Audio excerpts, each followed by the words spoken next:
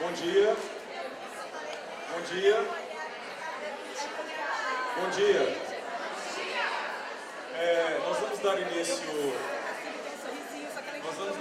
a mais uma roda de conversa do LEPSE.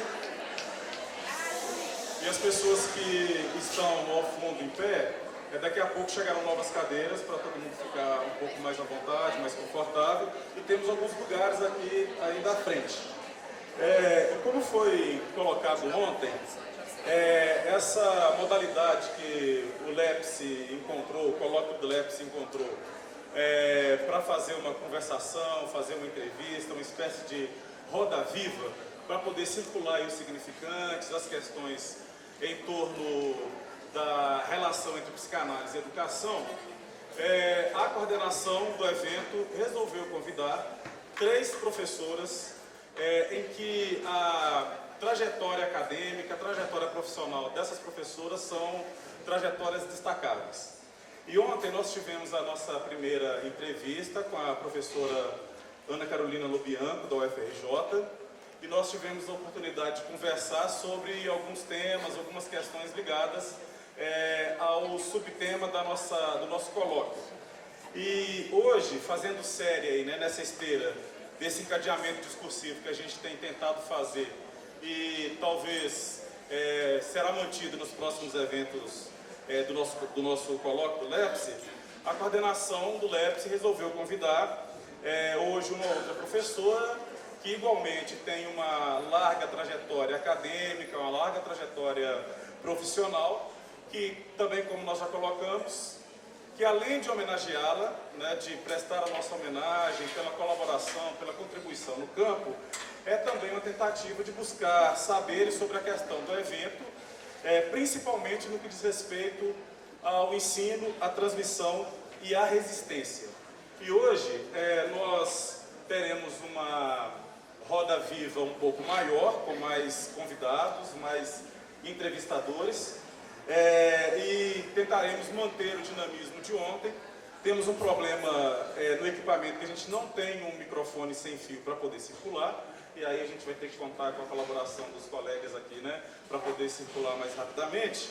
E para entrevistar a nossa convidada de hoje, nós convidamos o professor Pedro Castilho, da Universidade Federal de Minas Gerais, a professora Michele Ueno, da Universidade Federal de Ouro Preto, a professora Cristina Abranches, que é do CAIS, a professora Margarete Diniz, que é da Universidade Federal de Ouro Preto, e a professora Marta Goiatá, da Universidade Federal de Minas Gerais.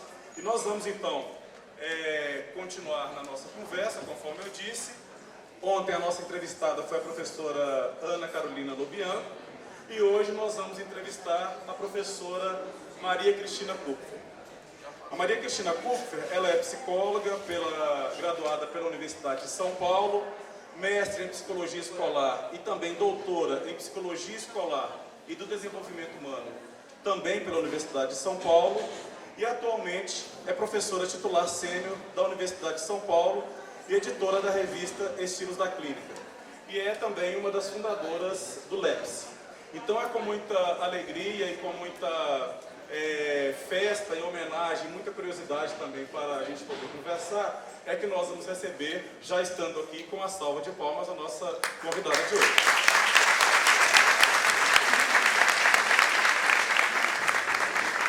Nós tentaremos fazer conforme fizemos ontem, assim, Nós vamos conversar aqui entre os entrevistadores, sobrando um tempo, porque o nosso tempo está muito corrido, nós vamos abrir o questionamento para a plateia.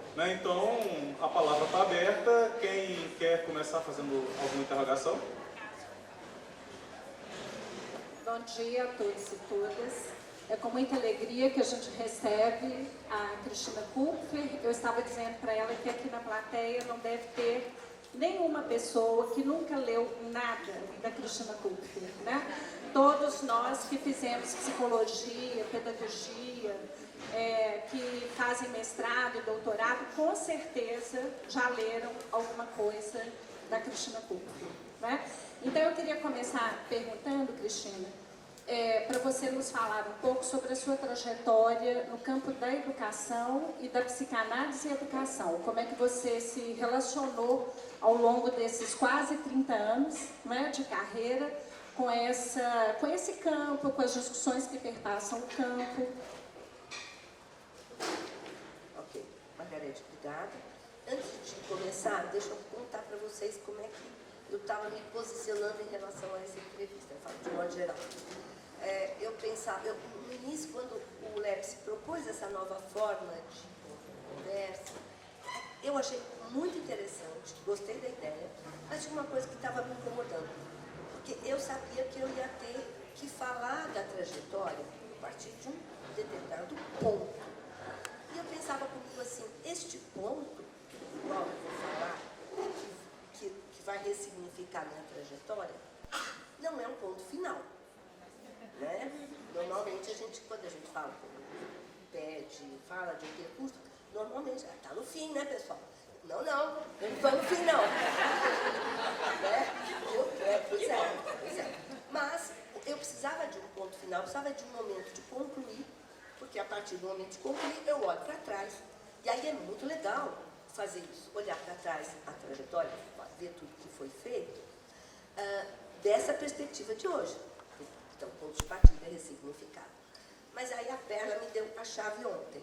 Eu parto de um momento de concluir, olho para trás, a gente faz o percurso, vocês me acompanham, a gente conversa, mas depois eu reabro para um novo instante de ver. Né? Então, um instante de ver é o futuro. E aí eu vou falar para vocês no final do futuro. Tá? Então, falando desse percurso na psicanálise e educação, o pessoal me mandou um roteiro antes, aí eu tenho uma planilha aqui, né? Justamente me perguntando sobre impasses e conquistas nesse campo. Né? Mais perto. Tá.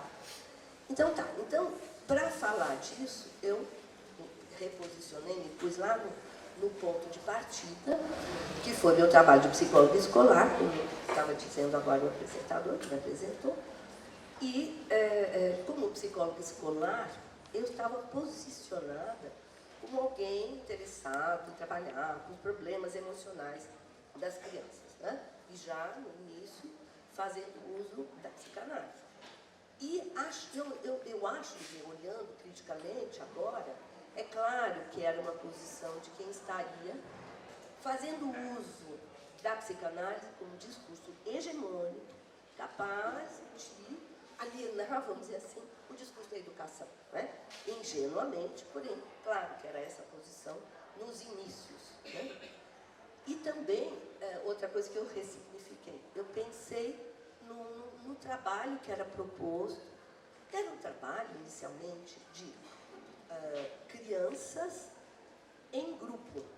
Né? Portanto, eu fazia grupos nas escolas. Né?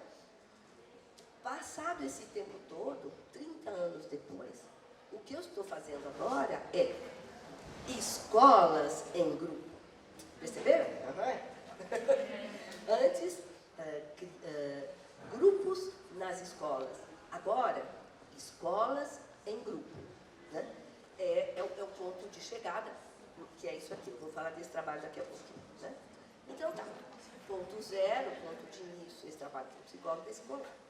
Nessa perspectiva ingênua de quem achava que a psicanálise poderia resolver os problemas emocionais das crianças. Mas aí logo eu me encontrei com o livro da Catherine Milhaud, né? Que dizia o seguinte, eram 3 grandes nãos, né? Não à pedagogia psicanalítica, não ao discurso analítico na escola, e um terceiro que eu esqueci qual. E ela dizia, a única possibilidade é a única coisa que a psicanálise poderia transmitir para a educação seria uma ética. Né? Isso ela disse lá no começo. Justamente, quando eu estava pensando no que eu ia trazer para vocês, eu me dei conta de que, na época, eu entendia que isso era muito pouco. Que era nada. Nós queríamos muito mais. Os professores, os educadores, queriam muito mais na psicanálise. Né?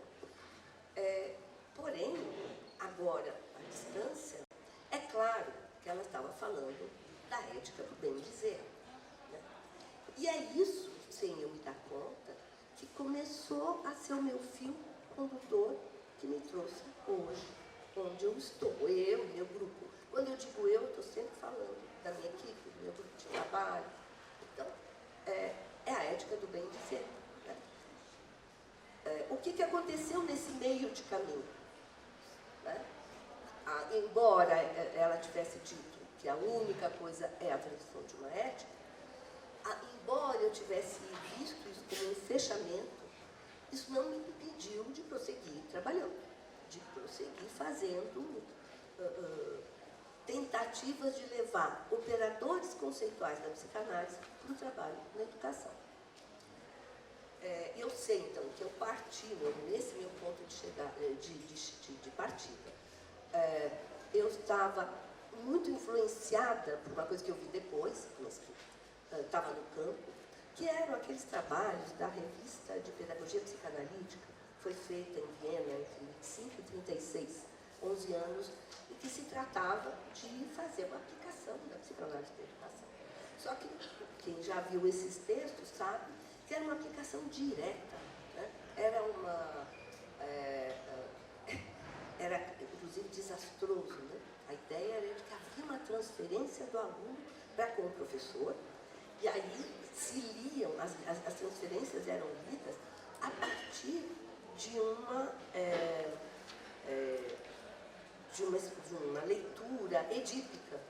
E aí então os professores, né, tem um texto que diz, o professor que diz, esta aluna está apaixonada por mim. Né? Então, é claro que isso foi desastroso para tudo que aconteceu depois da relação entre eles. Então isso desapareceu do campo. Então eu estava no início orientada por essa ideia de pedagogia psicanalítica. Né? Mas aí a gente saiu disso, eu e meu grupo. Nós começamos a falar de que tratar é educar, educar é tratar. Nós começamos a falar de educação terapêutica. Nós começamos a falar, a olhar o que uma criança faz pela outra. Começamos, então, agora recentemente, inclusive, a abrir para a pergunta o que é que uma criança não faz pela outra, pensando, né, nos movimentos de exclusão e do que implica a exclusão. Nós sabemos do que dá a exclusão na escola, nós sabemos. E eu não estou falando agora só de psicose e autismo. Nós sabemos que chegamos aos Columbine da vida, né? Aos Suzano da vida. Né? Então, tudo isso foram os nossos temas que foram sendo percorridos, todo esse percurso, até chegar onde? Né? Na prática, que é essa que eu não sei se eu falo agora, deixa eu falar rapidamente, para não ficar falando muito, para vocês poderem interpretar. Onde é que nós aportamos? Né? Eu comecei a psicologia escolar e cheguei aqui. A prática é a de fazer dizer por meio dos nossos dizeres. Isso é completamente diferente. Porque eu também não disse para vocês que nessa minha vontade de trabalhar com a psicanálise na educação, de trabalhar com os problemas emocionais e tudo mais, eu passei durante muitos anos pela prática de transmissão de conceitos da psicanálise para os educadores. Uma tentativa de traduzir a psicanálise, dizer o que é a psicanálise, ensinar, trabalhar com o que a Ana falava ontem, trabalhar com o saber sabido, né? Supondo que isso era importante para o educador. Hoje, depois de feito todo esse percurso, né, partindo de onde eu parti e chegar de onde eu cheguei, eu posso dizer que o que nós fazemos, então, é esse fazer dizer por meio de nossos dizeres. O que é isso? Do que eu estou falando? Eu estou falando de uma coisa que eu vi, ou que eu pensei, olhando o trabalho da qual ela doutor. Ela faz isso. Então, eu vou trazer isso rapidamente, depois, né? Mas acho que é importante, porque eu me inspiro. Eu acho que o que nós estamos fazendo hoje é isso. O que fazia a doutor? Estou falando dos programas de rádio. Né? Ela, nos programas de rádio, falava da psicanálise. E aquilo tinha um efeito enorme. Ela era criticada, como eu sempre fui, aliás, desde o início, criticada pelo fato de levar a psicanálise dessa maneira, porém ela tinha um efeito de transmissão. Eu me pus a perguntar, a pensar a respeito de que efeito de transmissão era esse que ela produzia. Então, eu acabei de escrever um negócio, um negócio da Luciana Pires, que está fazendo um livro sobre a doutora. Então, eu digo assim, quando a doutora abria a boca, ela estava em posição de analisante e não de analista. Porque quem fala é o analisante e quem ouve é o analista. Então, os milhares de ouvintes dela eram os analistas dela. Então, ela estava ali fazendo a psicanálise dela, primeira coisa. Isso é uma coisa que o Barthes diz, que o Lacan diz, né? Quando a gente fala, eu estou aqui, me sentindo totalmente analisada por vocês, em todos os níveis. Mas tudo bem, a gente põe isso de lado. Mas quando ela falava, né, tinha ela estava nessa posição. E aí, eu só quero chegar no final para não demorar muito, que eu recortei aqui. Ela tinha um dito, orientações, teorias, mas é claro que essas palavras dela repercutiam vigorosamente, porque ali havia um dizer por trás do dito, evidentemente. E aí, o que a gente pode dizer é o seguinte, em que lugar se encontrava, então, o sujeito doutor perante esses enunciados que ela proferia nas emissões? Então, eu não sei, nós não sabemos, mas ela disse coisas, e ela mesma disse, vocês podem me analisar. Então, eu me permito, eu não vou analisá-la, mas eu sei, podemos dizer que a posição dela, quando ela estava falando ali no registro do seu dizer, o que ela fez? Ela testemunhou seu estilo de negar a falta do outro. Foi isso que ela fez. Então, por isso que eu digo, quando nós trabalhamos com as escolas, os educadores, nós estamos posicionados aí também. Nós estamos proferindo dizeres, sem saber quais são, eles estão, né? Que como nas ondas hertz do rádio, estão, alguma coisa está sendo transmitida, tem a ver com o sujeito que nós somos, com o nosso desejo, com os nossos dizeres. E quando a gente, então, profere nossos dizeres, nós estamos abrindo condições para que haja dizeres das escolas. Então, por isso que eu digo que hoje o trabalho é fazer dizer. Veja, a Mio diz, olha, só uma ética que pode ser transmitida. Sim, uma ética do bem dizer. O que nós estamos fazendo? Colocando condições para que as escolas bem digam. Só isso já é muito. Né? E aí, então, é esse trabalho que a gente faz agora. Deixa para depois eu falo um pouquinho. Podemos circular um pouco ali, para as pessoas darem uma olhada? Pode ser? Claro. Tem mais uma metáforazinha que eu queria falar para vocês. Pois até pode. Sobre o que a gente está fazendo hoje, é o nosso ponto de chegada. Sobre o que nós estamos fazendo aqui hoje, nisso que é o campo da psicanálise na educação. Ainda não falei da universidade. É uma pequena anedota para fazer pensar. Eu estava na sala São Paulo, uma sala de concertos, né, em São Paulo, e a gente não para nunca de trabalhar, né? Estou eu ouvindo Gershwin, né? E me pus a pensar, e ali uma nota, um comentário da Laura Holler, que é uma doutora em música, uma pessoa fantástica, e ela fez um comentário muito bonito. Aí ela primeiro contou uma pequena anedota, que o Gershwin, em 1926, ele foi a Paris.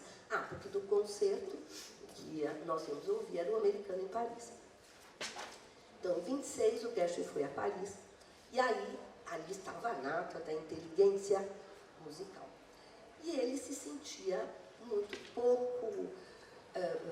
ele tinha muito sucesso popular, mas ele achava que ele não era um erudito, um músico clássico. Então, ele perguntou para o Ravel se ele podia ter aulas com o Ravel. E aí o Ravel falou para ele, mas por que você quer se tornar um Ravel de segunda classe, se você pode ser um Gershwin de primeira classe? E aí ela vai comentando esse pequeno episódio e diz assim, que talvez isso seja apócrifo, tem outras anedotas, mas não preciso trazer aqui. Ela dizia assim, que ele tinha esse desejo autêntico de se inserir no meio da música séria. Uma ambição que esbarrava em resistência velada. Né? Então, eu estou aqui pensando no quanto nós, ao levarmos a psicanálise para a educação, também esbarramos em resistências, às vezes veladas, às vezes não tanto. Né? Isso é espúrio, isso é bastardo. Como levar a psicanálise para a educação? A psicanálise não tem nada a ver com a educação. Isso foi o que eu ouvi 30 anos atrás. Então, estou eu ouvindo aqui o que ela disse sobre o Gershwin, e aí ela diz que ele não sabia se queria ser o mais popular dos compositores clássicos ou o mais clássico dos compositores populares. E aí, olhem a conclusão. A música de Gershwin, com suas raízes fortemente plantadas nos dois universos, vai finalmente encontrando lugar nas salas de concerto, sem receber a pecha de intrusa na programação ou reles concessão ao gosto de plateias menos sofisticadas. Então, nós começamos, né, ouvindo a pecha de intrusa. Nós éramos intrusos, né? Principalmente os psicanalistas falando. Hoje, então, o que a gente pode dizer? O que é o Gershwin? Ele é popular ou ele é clássico? Ele é Gershwin. E nós? Nós não somos nem psicanálise pura, nem educação pura. O que nós somos? O que nós fazemos? Nós fazemos Lepsi. Nós somos Lepsi. Então, o significante ao qual estamos referidos é Lepsi. Nem psicanálise, nem educação. Né? A gente faz sinfonias. Algumas bem sonoras, bem bonitas. Então, é isso que eu acho que é nesse ponto que nós estamos.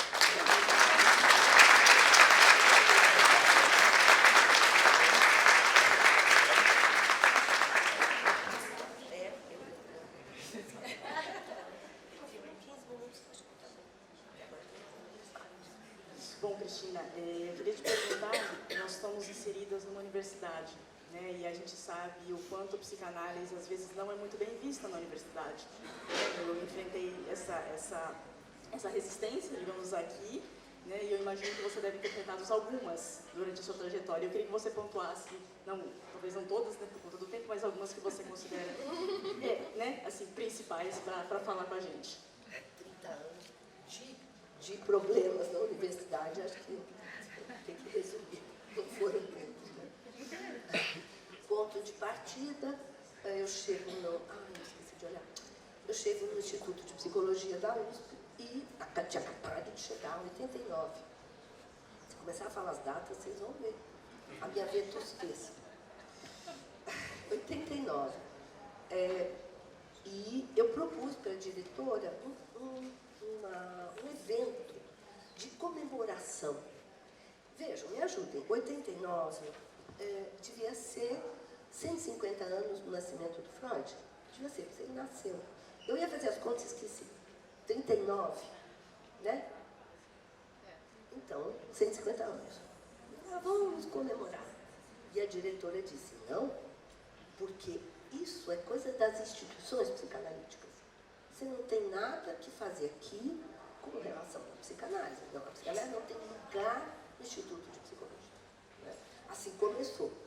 Mas como eu sou teimosa, vou bater neste daqui. Como eu sou teimosa, eu prossegui, eu não sei bem porquê. É a história. Alguma coisa que funciona, a gente continua fazendo. Então, apesar desta má acolhida, eu comecei então, primeiro ocorreu a criação do Lugar de Vida, foi logo em 1990. Em seguida, a criação da revista Estilos da Clínica. E também, pouco tempo depois, a criação do Lepsi. Tanto a Estilos como o Lepsi foram com o Leandro. Né? Nós trabalhamos juntos para essas duas instituições. No início, o Lugar de Vida estava junto. Depois nós separamos a gestão do Lugar de Vida, embora ele estivesse dentro da universidade. Então, trabalhamos assim. E aí, dividimos o trabalho, o Leandro e eu. Ele ficou fazendo os colóquios Lepsi e eu a revista Estilos. Foi uma divisão meio engraçada. É que ele sabe que eu sempre gosto muito de trabalhar. Então, eu fazendo estilos, eu fazia 4 estilos, enquanto ele fazia um lápis. Mas tudo bem, porque o lápis dá muito trabalho também. Aí, logo em seguida, em 2003, chegou o Rinaldo Voltolini, que veio trazer uma força fenomenal para o trabalho do lápis. E aí, pouco tempo depois, o Rinaldo já começou a fazer os lápis sozinho. Ele fez 3 lápis sozinho.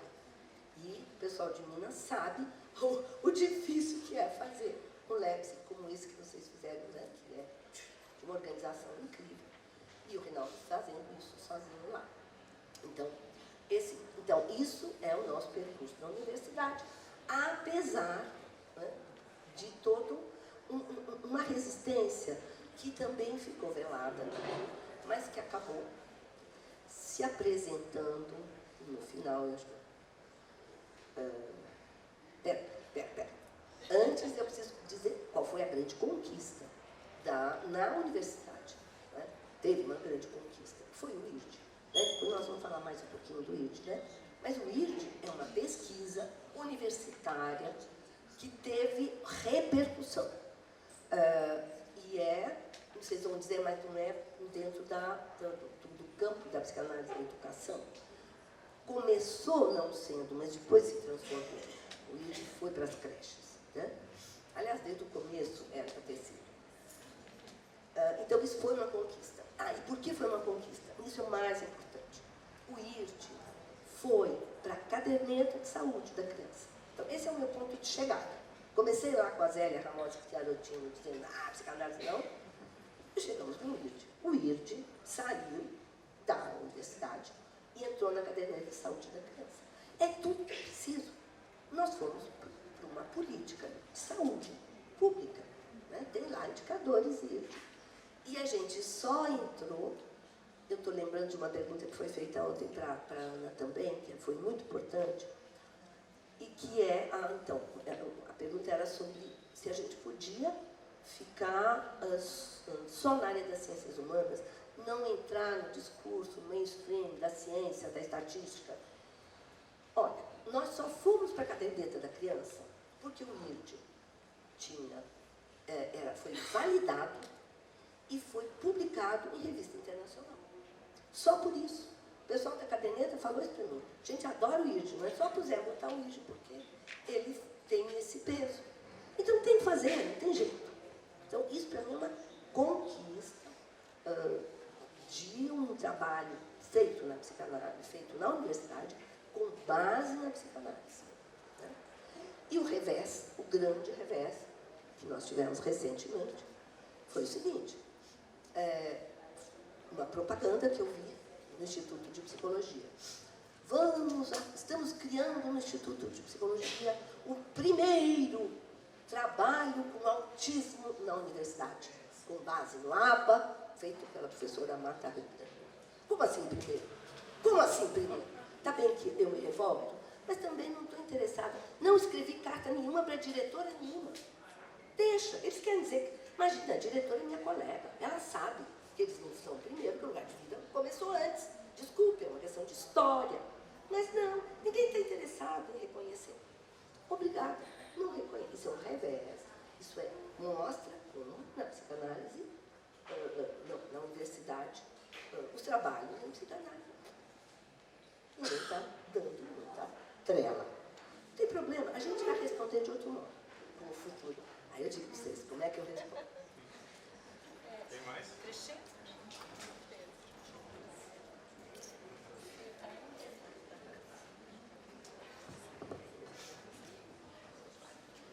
Bom, Cristina, é um percurso enorme, né? Cheio de conquistas, mas tem um que me pega muito e que eu gostaria que você falasse mais pra gente, ainda no tema da resistência, pensar no Lugar de Vida. O Lugar de Vida, uma instituição que nasceu dentro da universidade, como foi essa resistência para algo que era extensão, como é que nasceu isso e como era isso lá dentro. E depois, porque saiu. E como é a resistência do próprio meio, digo, dos psicanalistas nesse trabalho numa instituição.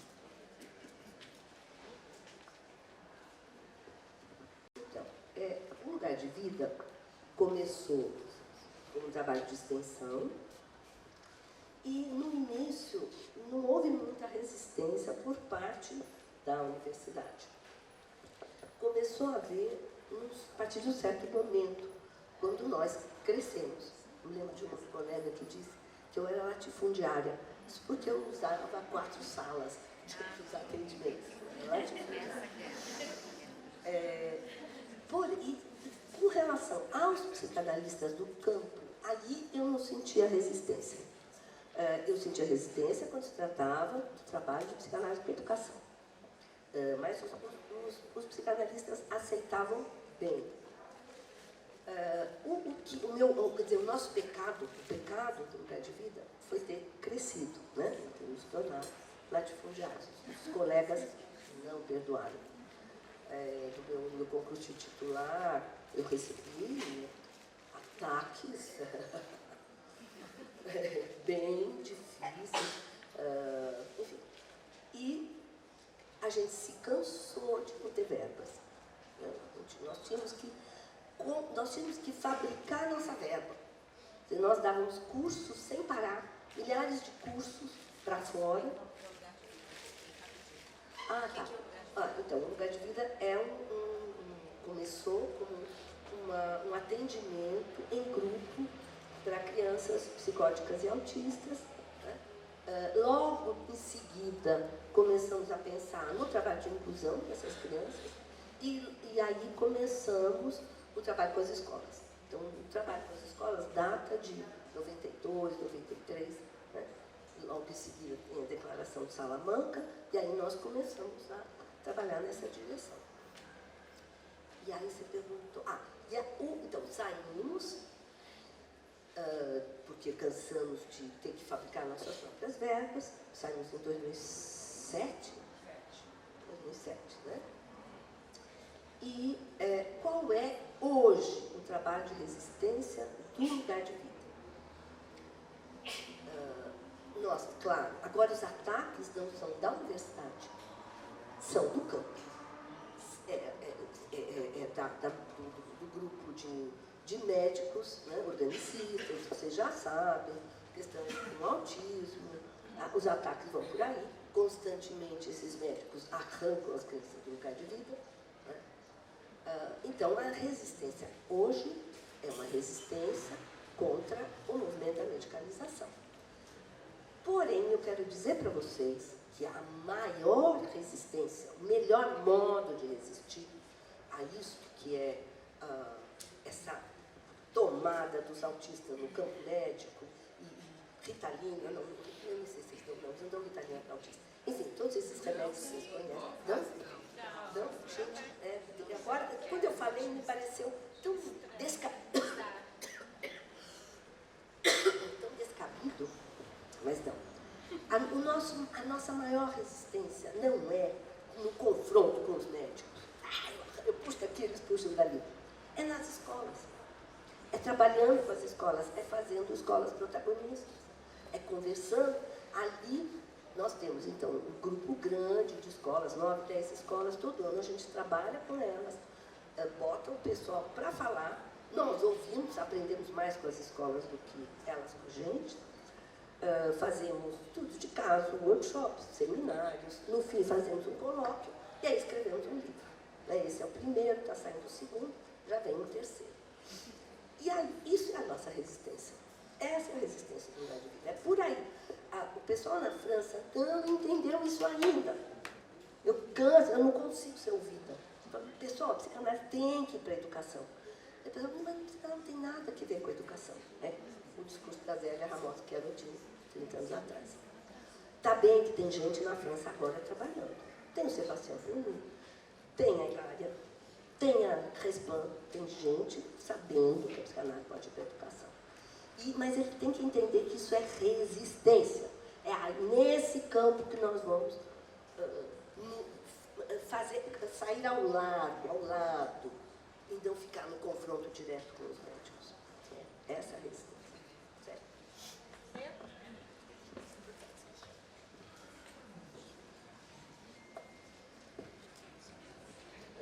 Vamos voltar um pouco para a questão do ID, eu queria que você trouxesse um pouco a questão metodológica articulada com a psicanálise e essa conquista que vocês tiveram de transformar isso em política pública, né? Levando em consideração essa questão da resistência. Eu queria que você falasse um pouco disso.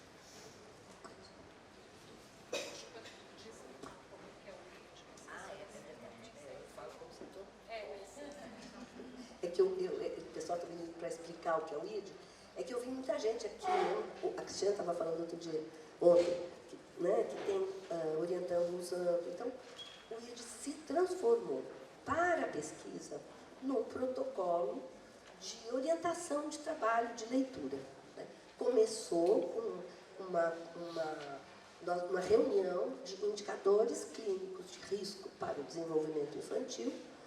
Começou com uma tentativa de dar um instrumento para os pediatras. Começou assim. E eu já digo para vocês, nada como distância no tempo, né? Eu já digo que foi um erro. Não era para os pediatras. Né? Nós estávamos, vamos dizer, elitistamente trabalhando, entendendo que o Brasil se resumia aos pediatras dos seus consultórios. Não. Nós tínhamos que ter feito um instrumento para saúde pública. Mas tudo bem, foi para os pediatras, foi pensando nos pediatras. Nós queríamos dar para eles um instrumento que fizesse o que hoje eu chamo de desvio do trem para Auschwitz. Né? Que seria isso. Então, os pediatras olham os IRDs, tá bem, acompanham, promoção de saúde mental, mas no caso de eles serem capazes de localizar alguma coisa que seria da ordem do sofrimento psíquico, que pudesse dizer para eles que essas crianças precisavam ir para as mãos de especialistas em intervenção precoce. Isso era o início. Né? Então, quando eu digo, né, que é um desvio do trem de Auschwitz, isso aconteceu mesmo na Segunda Guerra. Né? A resistência francesa conseguiu desviar um trem que estava cheio de crianças, estava indo para Auschwitz. Desviou. Então, o nosso trabalho é esse, desviar o trem. Antes que chegue na mão dos neurologistas, dos psiquiatras mais organicistas. E os pediatras seriam nossos aliados. Metodologicamente, era importante a validação, a construção de um protocolo. No início nem era protocolo, acabou virando protocolo. Porque isso foi encomendado pelo Ministério da Saúde. Isso foi uma encomenda da Josenilda para mim, lá na psicologia. Ela me procurou, e junto com a Maria Eugênia Pêsaro, vamos fazer esse negócio para incluir no manual de crescimento e desenvolvimento, que era o que os pediatras usavam. Depois, isso acabou e agora é a caderneta que está em jogo. Então, e aí o que aconteceu em termos do campo, né? O que aconteceu é que, por ingenuidade nossa, eu não digo de todos do grupo IRD, por ingenuidade nossa, foi feito um trabalho de tentativa de oferecer o IRD e transformar o trabalho de intervenção precoce numa obrigatoriedade por lei. Né? Então foi feita essa proposta de transformar em lei. No início, vou contar para vocês, no início, no texto da lei, estava o uso do IRD, que é um absurdo, né? Uma aberração. Ninguém propõe que uma lei seja feita para você usar determinado instrumento. Você tem que dizer, tem que fazer intervenção precoce. Use os instrumentos que estiverem aí. Claro que isso é óbvio, mas eu não tinha ideia. Depois de passados 2 anos de discussão, eu hoje digo para vocês, foi um erro, foi outro erro. Claro que não tem que se tornar obrigatório. 5 milhões de crianças no Brasil fazer IRD ou fazer instrumento de despiste precoce. Não. O cara lá na comunidade, nas populações ribeirinhas da Amazônia, o cara que é como é o nome trabalhador? Agente comunitário. Agente comunitário de saúde. Um agente comunitário de saúde lá na população ribeirinha vai usar o IRD. É pensar que a psicanálise é poderosa, que vai entender o que a constituição do sujeito vai aplicar, vai ver se a criança vai ser autista ou não. Pelo amor de Deus. Né? Completamente desarrazoado.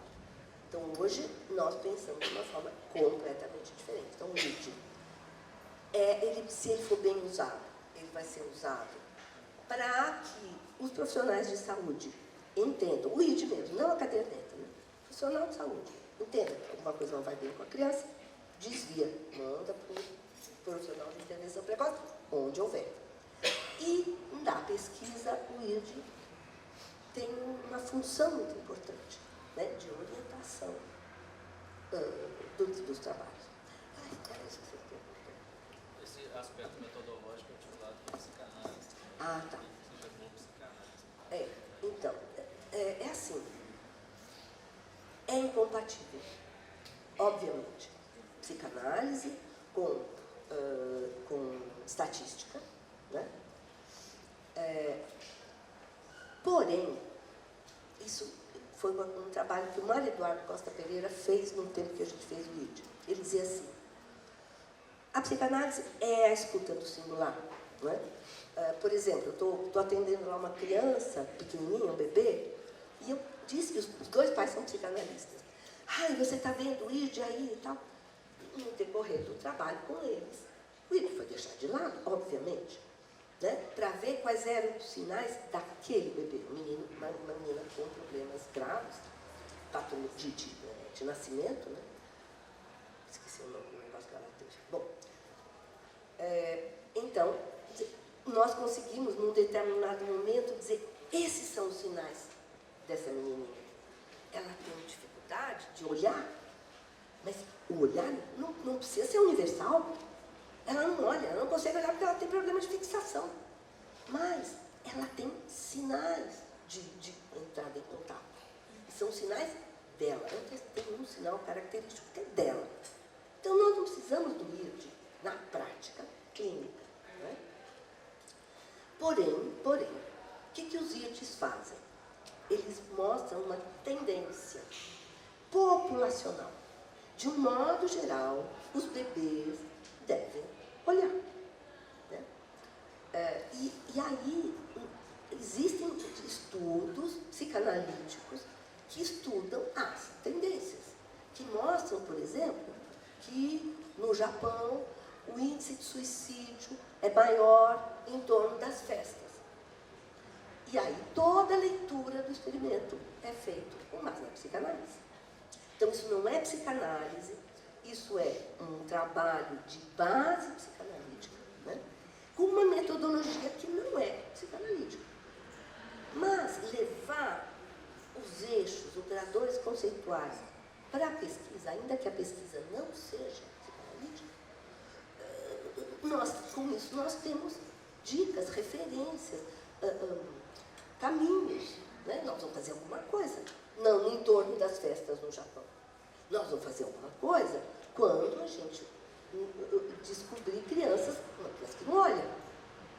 Então, a gente precisa desses instrumentos. Se a gente quiser levar a psicanálise para fora do nosso campo, do consultório da escuta do sujeito. Né? Então, isso que eu defendo. Nós temos que fazer isso. Não é todo mundo que é para fazer. Eu faço. As outras pessoas vão fazer a crítica, vão fazer outros trabalhos em psicanálise. Nós precisamos fazer isso. Precisamos. Né? Então, a minha questão, então, é sobre um eixo, um operador importante, que você cunhou a expressão educação terapêutica. Então, eu queria perguntar sobre os limites e as possibilidades desse conceito, em termos principalmente pensando na questão do ambiente pedagógico, onde talvez a gente encontre, não sei, eu pensei alguma resistência por parte, né, dos docentes do ambiente pedagógico em geral, em reconhecer, se educar como tratar. Porque o conceito se refere ao educar enquanto tratar e tratar enquanto educar. Poderia falar um pouquinho para a gente? Com limites e possibilidades, né? possibilidades, quer dizer, quando esse termo foi cunhado, era justamente para trabalhar com as crianças em situação de inclusão, né? Porque isso foi uma verificação, digamos, empírica, mas não apenas, né? Enquanto a gente estava trabalhando, ouvindo as crianças nas escolas e verificando a importância da entrada na escola, nós começamos a cunhar, então, a ideia de que a escola é uma ferramenta terapêutica.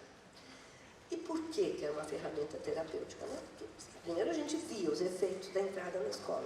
A criança se organizava, se armava, como o pessoal do Sul gosta de dizer, né? Se armava, né? Entrava numa posição, havia efeitos subjetivos e subjetivantes, isto, claro, acompanhado do tratamento. Mas nós começamos a pensar, então, a respeito da importância da escola, da participação da escola, no que nós chamamos, então, de fundação do sujeito, pensando principalmente nas crianças em situação de inclusão. Então, isso se verificou, as escolas vinham conosco nesse movimento, né? Claro, porque também, o que acontecia?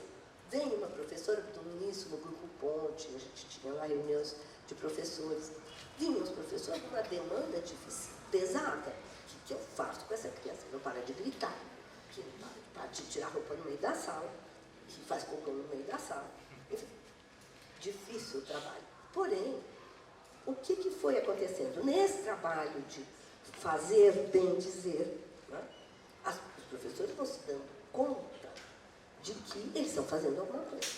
E que esse fazer não é um fazer no sentido de psicanalizar, terapizar, nem as crianças, nada disso. Estamos fazendo o que é o nosso mandato social, que é educar. Ao fazer isso, havia transformações. Depois de um tempo, essa criança parava de tirar a roupa no meio da sala. Tá bem, uma delas demorou um ano. Mas a professora, no final, falou, eu não fiz nada por essa criança. Como não fez? Ela não parou de tirar a roupa. Nem foi no museu com as outras crianças, não foi fazer uma visita ao museu, não quebrou nada. Ai, mesmo fiz alguma coisa, né? Então, é nessa toada que a gente pode mostrar o que eles estão fazendo, o tratamento. Eu gostei muito que a Mercedes me falou ontem, que o trabalho dela, que ela apresentou, ela disse, ela aproveitou o tratar e educar, e ela desdobrou, ela transformou numa outra coisa, e ela está falando agora em tratamento social, também baseado na ideia de tratar e educar. Então, isso, digamos, isso são as partes boas do tratar e educar e da educação terapêutica. Eu acho que eu sou muito entusiasmada nesse negócio, eu nem saberia dizer para você quais são os limites. Eu acho que são vocês que têm que me falar. Mas eu vou pensar. É claro que tem limites, obviamente que tem limites.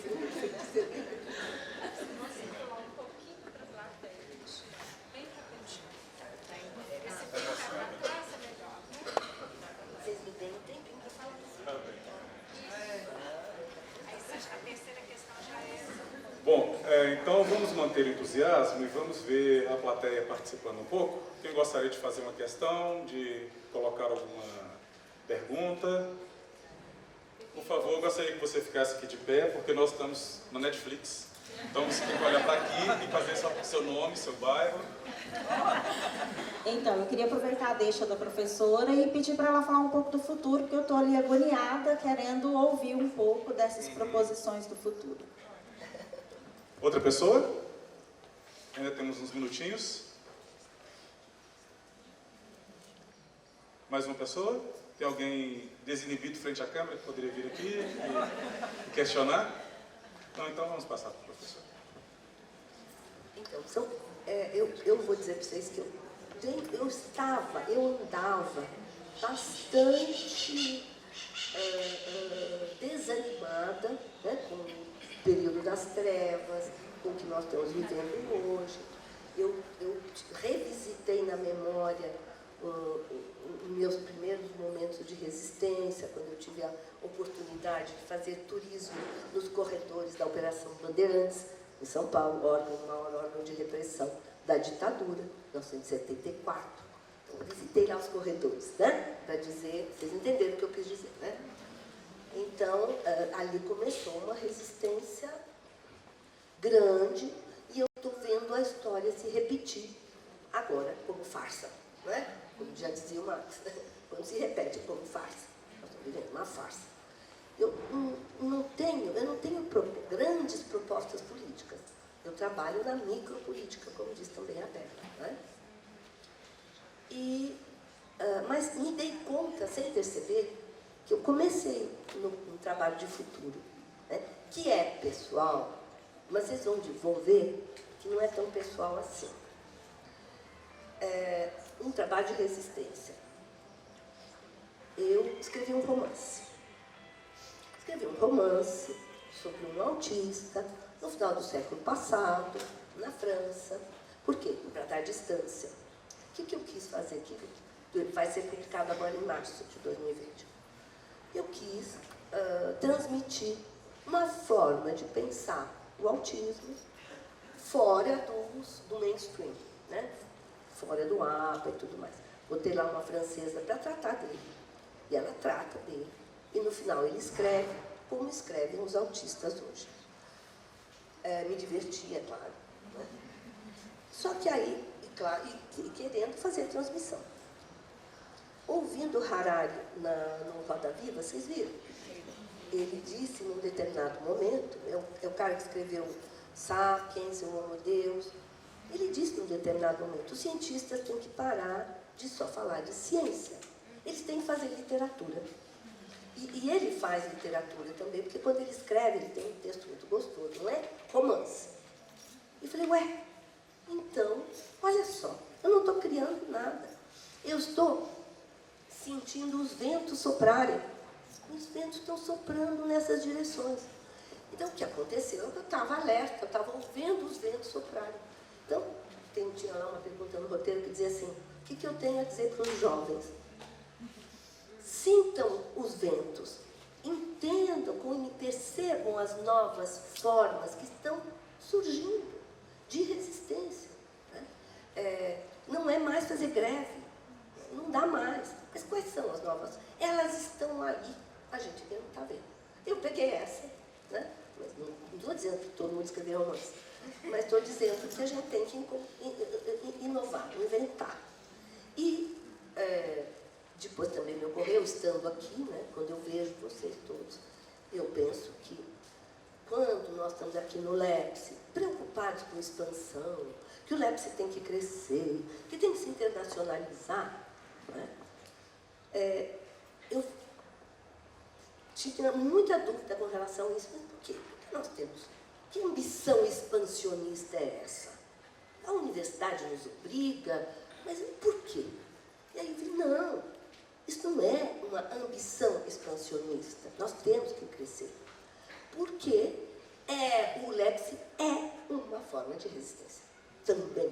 Quando a gente vai para a educação, quando a gente vai pensando, inclusive, que a psicanálise não floresce em campos autoritários. A psicanálise é contrária ao autoritarismo na sua base. Tá bem, há psicanalistas que são autoritários, porém, a psicanálise não é. Então, lepsiar, agora vamos usar esse verbo, é resistir. Então, por favor, cresçam, continuem fazendo o trabalho que vocês estão fazendo, que terá sido feito o nosso trabalho. Não é?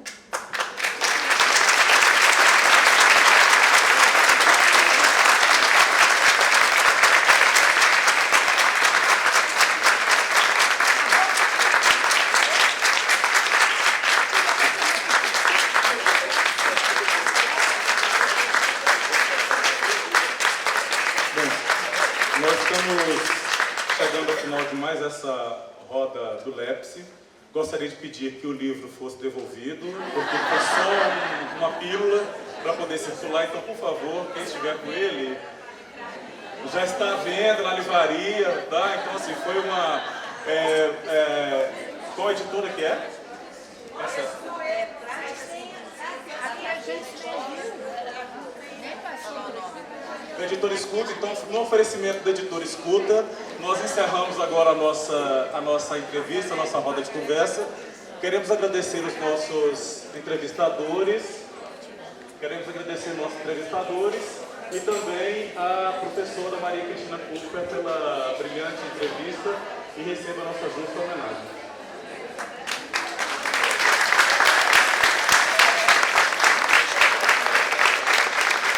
Nós queremos agradecer também a TV UFOP, que está aqui gentilmente gravando, né, as entrevistas, e que já tivemos notícia que estão realmente circulando nas redes, né? E convidar todos e todas para a mesa às 13h30 no Teatro Ouro Preto. Bom almoço para todo mundo. Obrigada.